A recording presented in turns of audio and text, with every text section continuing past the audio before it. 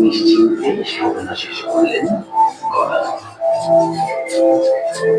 মহাপুরুষের জীবনে অনেক অদ্ভুত ঘটনা থাকে, যার কোনো ব্যাখ্যা সাধারণ মানুষ খুঁজে পায় না। একবার গৌরগান থেকে ঠাকুর আর মা সারদামণি চলেছেন কামার পুকুরে।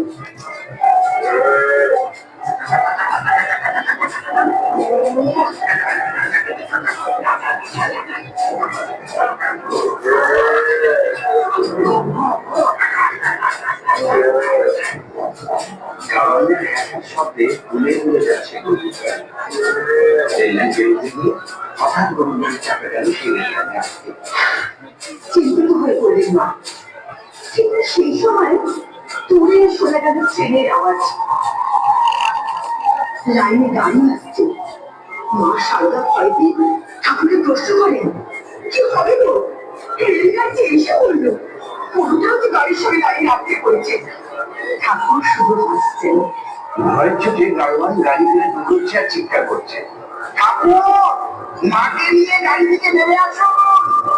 অবিচল ঠাকুর শুনে দুহাত তুলে জয় মা, জয় মা, মা, মা গো ভগবতারিণী তুই কোথায় মা, তুই কোথায় মা? কিন্তু এই তো এখানে, তুই বিপদে পড়েছিস, আমাকে ডাকছিস, আমি কি না এসে পারি? সন্তানের বিপদে মা যেমন ডুবে এসে তাকে বাঁচায়, ঠিক সেইভাবে মা কালী হাত দিয়ে ট্রেনটা দাঁড় দিয়ে দিলেন। কয়েকটা মাত্র মুহূর্ত ট্রেনটা দাঁড়িয়ে গেল।